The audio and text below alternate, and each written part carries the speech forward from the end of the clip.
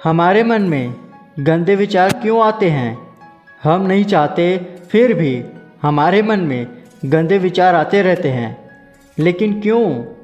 मन हमारा सबसे अच्छा दोस्त है और मन हमारा सबसे बड़ा दुश्मन।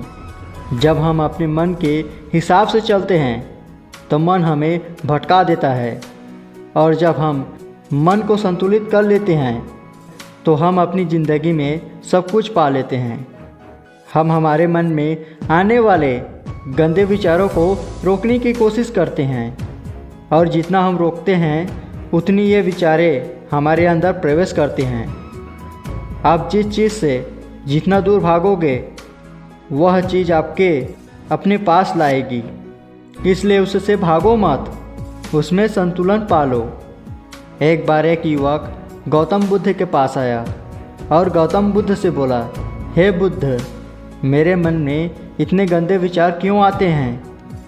मैं नहीं चाहता कि मेरे मन में गंदे विचार आए। मेरे मन में हमेशा कामवासना का विचार चलते रहता है और मैं इसके बारे में सोच कर बहुत परेशान हूँ। मेरे ऊर्जा ये सब सोचने में व्यर्थ हो जाता है और इस सब विचारों से मैं कभी भी शांत नहीं रह पाता, और मैं हमेशा ही स्त्रियों को देखकर मोहित हो जाता हूँ, अपने आप को रोक नहीं पाता। बुद्ध मुस्कुराए और उन्होंने उस युवक से पूछा, क्या तुम्हें पता है कामवासना क्या होती है? फिर लड़के ने उत्तर दिया और कहा, बुद्ध, मैं तो यह नहीं जानता कि कामवासना क्या होती है, पर हाँ, ये जो भी है बहुत बुरी चीज़ है। फिर बुद्ध ने उस युवक से कहा कि सबसे पहले तो तुम्हें यह समझना है कि प्राकृतिक रूप से जो भी चीज़ें हमारे अंदर है वह पूरी नहीं है। हमारे जीवन में कुछ न कुछ उसकी ज़रूरत है। वासना कोई बुरी बात नहीं है, ये तो हमारे मन की एक भावना है। जैसे अगर तुम्हारे पास धन की कमी है तो तुम में धन पाने की वासना उत्पन्न हो जाएगी। तो वासना कुछ और नहीं, बस एक प्रकार की कमी है, जो कि एक प्रकार का ज़रूरत का एहसास है। जब यह ज़रूरत शारीरिक हो तो हम उसे कामवासना कह देते हैं। युवक ने गौतम बुद्ध को कहा कि बुद्ध, मुझे तो कामवासना का मतलब तो समझ में आ गया, पर आप मुझे ये बताइए कि ये आती कहाँ से है? तो बुद्ध ने कहा, कामवासना कहीं से नहीं आती, ये तो हमारे अंदर ही होती है, और इसका होना तो ज़रूरी भी है, तभी तो मानव जाति का विकास होगा। फिर युवक ने कहा, जब ये हमारे अंदर ही होती है और ज़रूरत भी है तो फिर लोग इसे गलत क्यों बोलते हैं? बुद्ध ने कहा, यही तो समस्या है।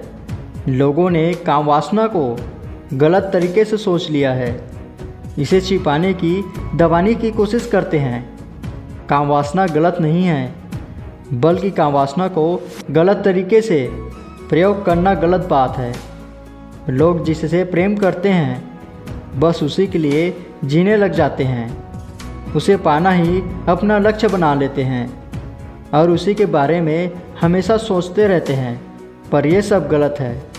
बुद्ध ने युवक से कहा, क्या तुम्हें पता है जानवरों में भी होती है कामवासना, क्योंकि जानवर भी तो अपनी पीढ़ी को आगे बढ़ाएंगे। बुद्ध ने कहा, तो फिर हम जानवरों की कामवासना को क्यों गलत नहीं कहते? युवक ने कहा, मुझे नहीं पता महात्मा, आप ही मुझे बताइए। गौतम बुद्ध ने कहा कि जानवर अपनी कामवासना का प्रयोग आनंद प्राप्ति के लिए नहीं करता, वो तो सिर्फ संतान उत्पन्न करने के लिए कामवासना को उपयोग करते हैं।